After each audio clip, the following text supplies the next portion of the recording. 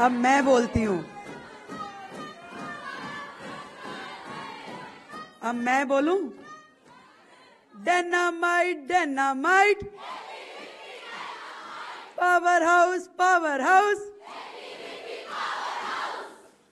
जब आप लोग नारे लगा रही थी ना, तो मुझे लग रहा था मैं उधर आके बैठ जाऊं और मैं भी नारे लगाऊं।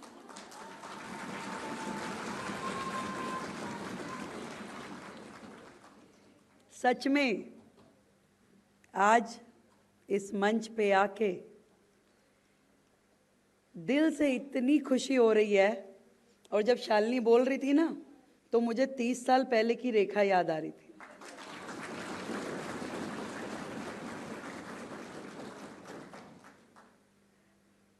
और मुझे ऐसा लग रहा था जैसे मैं बोल रही हूँ वो बात अलग है, मैं इतना अच्छा नहीं बोलती थी, पर विद्यार्थी परिषद का ये मंच मेरे लिए बहुत सम्माननीय है। एक साधारण सा परिवार, बिल्कुल साधारण सा, जिसकी बैकग्राउंड में कोई भी ऐसा व्यक्ति नहीं था जो आगे बढ़ के संस्था से जुड़ के काम करता हो। और कैसे 1993 के कॉलेज में मैं संगठन से जुड़ी और फिर जुड़ती चली गई। आज भी मुझे अपनी छात्रा प्रमुख याद आती है। ऐसा लगता था कोई क्लास की मॉनिटर है, श्वेता कौल। और वो बहुत प्यार करती थी, सब छात्राओं को सहेली बना करके घर में परमिशन लेनी होती थी तो उनको लेके आते थे, मेरी मम्मी से बात कर लो। मोनिका कक्कड़ थी, अब अरोड़ा हो गई हैं, जिन्होंने हाथ पकड़ के, जिनको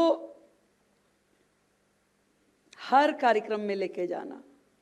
ऐसा लगता था धरने में जा रहे हैं, प्रदर्शन में जा रहे हैं, घर आके क्या बोलेंगे।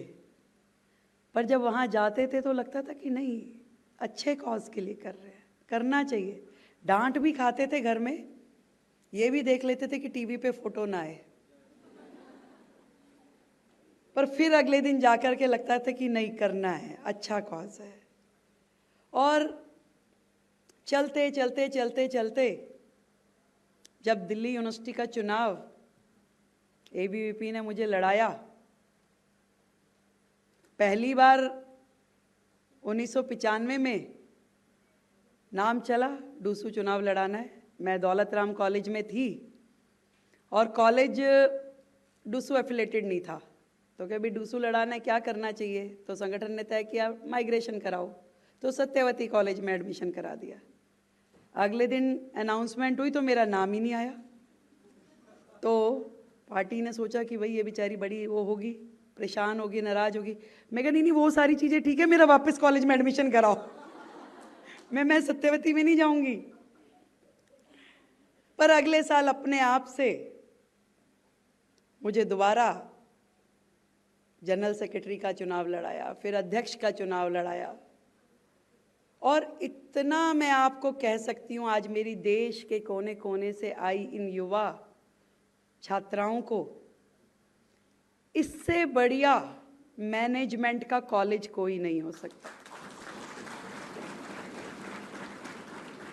जीवन की जो ट्रेनिंग यहाँ मिलेगी वो आपको बड़े बड़े मैनेजमेंट इंस्टीट्यूशन में नहीं मिलेगी, जो आपको देश के साथ भी जोड़ता है, समाज के साथ भी जोड़ता है, और एक एक बारीकी आपके जीवन भर साथ निभाने वाली वो गुणों को आपके अंदर लेके आता है। आज जब दीप प्रज्वलन हो रहा था तो मैं सोच रही थी, देखो कहाँ पीछे से दीप पकड़ाने से लेकर के आगे दीप जलाने तक की यात्रा चली।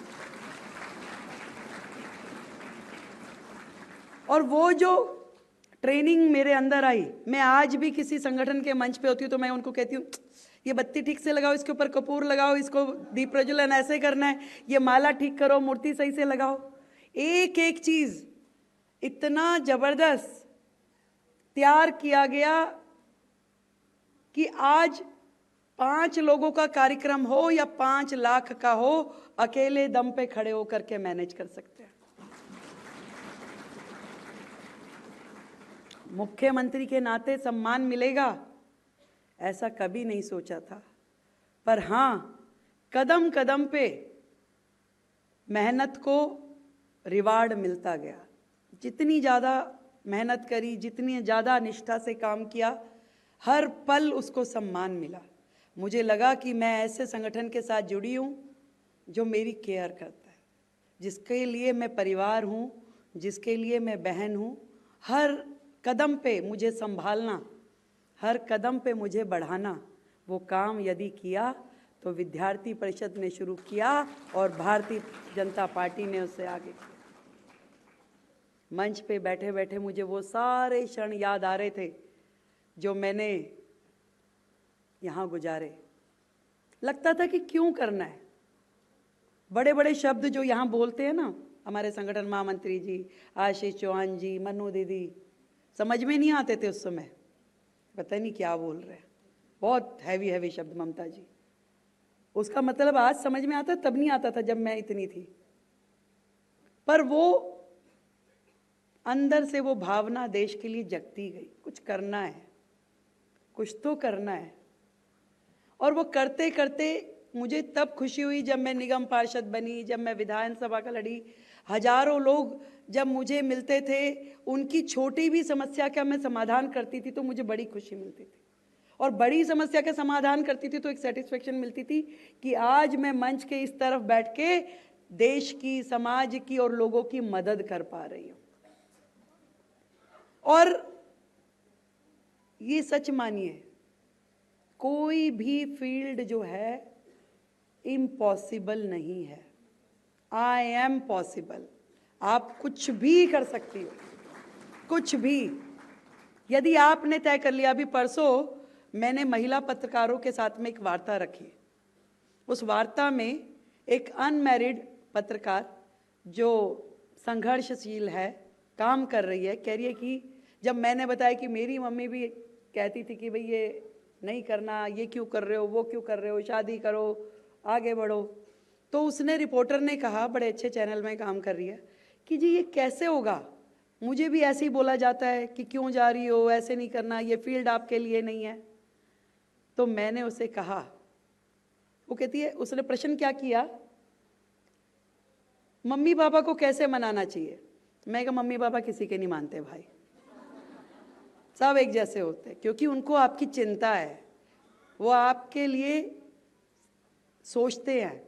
पर हाँ, जब आप सही रास्ते पे हो तो आप उन्हें कन्विंस कर सकते हो, क्योंकि वो आपसे प्यार करते हैं। आज जो समाज है, पहले हम बेटी बचाओ की बात करते थे, उससे थोड़ा सा ऊपर उठ गए तो बेटी पढ़ाओ की बात होने लगी, और आज बेटी बढ़ाओ के कंसेप्ट पे हम आ चुके हैं। भारत ने इतनी प्रगति कर ली है, और बेटी को सम्मान के साथ बढ़ाने के लिए आज अधिकतम माता पिता तैयार है, और बाकियों को हमें तैयार करना है। मैं आप लोगों के बारे में इतना कह सकती हूं कि तुम तो दरिया हो, तुम तो दरिया हो, अपना हुनर जानती हो, जिस और निकल जाओगी रास्ता बना ही लोगी। और जो पहली शुरुआत आपने की अपने इस कॉलेज जीवन में विद्यार्थी परिषद से, मैं उदाहरण हूं कि आपने बिल्कुल सही शुरुआत की है। आज यदि सुदूर भारत के कोने कोने से आप निकल के आज इस दिल्ली जैसे महानगर में, देश की राजधानी में बैठी हैं, तो आप मान लीजिए कि आप भविष्य की अगली सीढ़ी चढ़ चुकी हैं।